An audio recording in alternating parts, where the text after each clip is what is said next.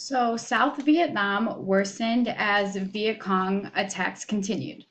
In June, a military outpost at Dong Xuay was destroyed. An elite South Vietnamese regiment was decimated, and there's many civilian casualties. McNamara returned to Vietnam to reassess the war. South Vietnam is doomed without American troops, and Vietnam was a television war, so it was hugely broadcasted throughout all the countries. So they saw the deaths and the toll that the soldiers took on. And so Westmoreland feared that South Vietnam would be cut in two.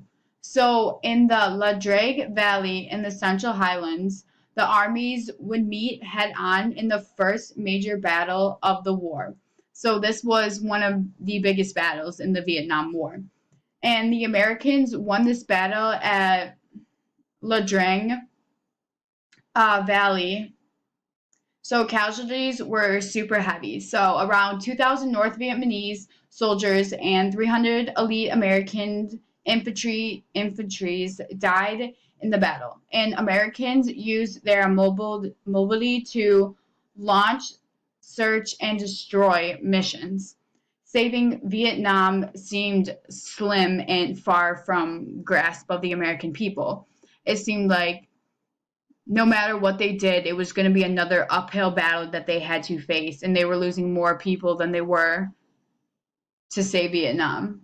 So Johnson stopped Rolling Thunder altogether in attempts to get the North to negotiate with him. So Moscow sent missiles to North Vietnam. So in 1967, Americans used B 52s to bomb communist bases near the South Vietnamese capital, Saigon.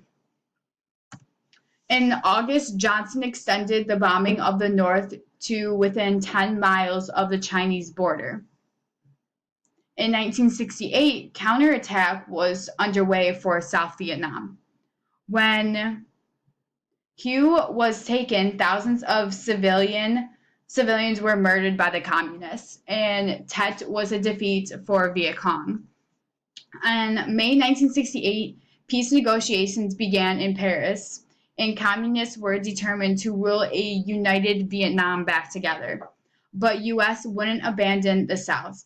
The American war in Vietnam lasted another 4 years because negotiations couldn't be made because the North wanted the Americans to leave the South because they wanted to unify Vietnam. But in order to unify Vietnam, it would be under North's control, which would be more civilian casualties, and war would be in another grasp with the U.S. yet again.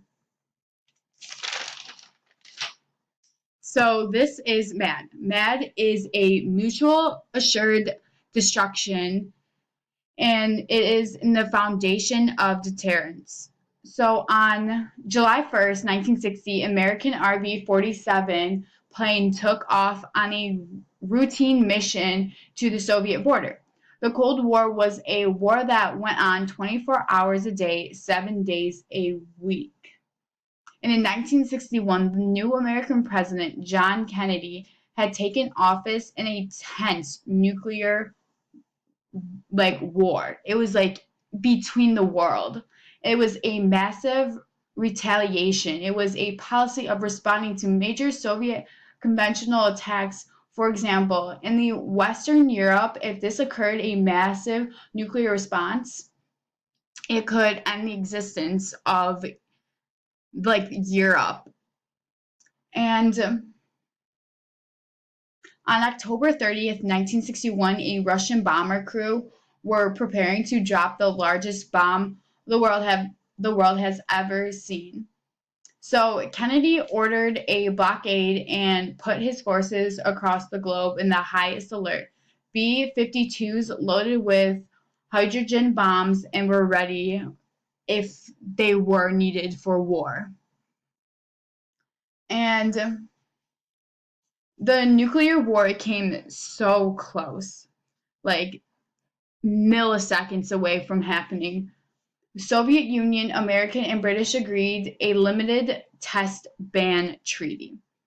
Nuclear testing was being tested underground instead. So by 1964, McNamara has concluded that his no cities plan was a dangerous delusion. In 1963, Peter Watkins, a British filmmaker, made a drama documentary to show what nuclear war would mean. So it showed like the effects of nuclear war, what would happen, and how civilian lives would be lost forever.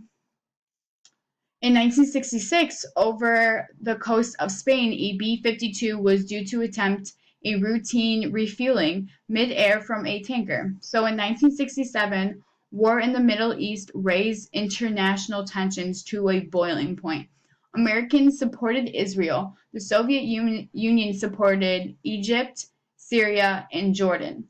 The Six-Day War between Israel and Egypt. By 1969, spending more than $50 million a day on nuclear arming, and so the Americans and everyone else tried to negotiate. But by May 1972, after 2 years of negotiations,